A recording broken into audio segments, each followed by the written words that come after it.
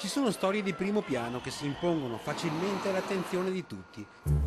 Ce ne sono altre che, pur essendo vicino ai riflettori, restano nell'ombra, come questa, Treviso Ponte Dante, esattamente là dove Sile Cagnan s'accompagna, scorre da qualche settimana la vita di una famigliola di folaghe, silenziosa ma incessante come l'acqua del fiume che gli passa intorno.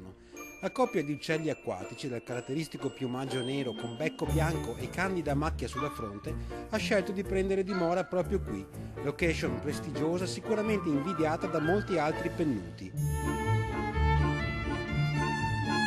Li vediamo all'opera nel primo giorno di primavera, intenti alla faticosa costruzione del nido, rametto su rametto.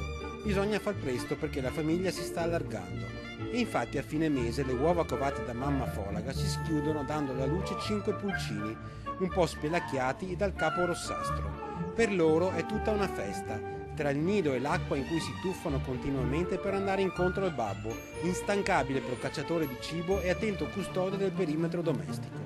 Nel frattempo cronache familiari e cronache cittadine si intrecciano. Letteralmente sopra la testa delle folaghe si svolge un processo pubblico e viene dato alle fiamme un enorme pupazzo, incendiato dai sommozzatori con le fiaccole, inattesi ospiti umani nel Sile.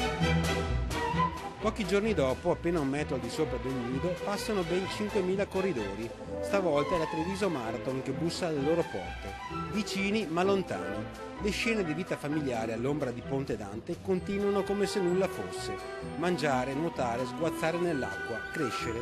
Un piccolo mondo che vive sotto lo sguardo incuriosito di chi passeggiando se ne accorge. E quando mamma folaga decide di sgranchirsi un po' le zampe, si scopre un nuovo tesoro. Presto la famiglia si allargherà ancora.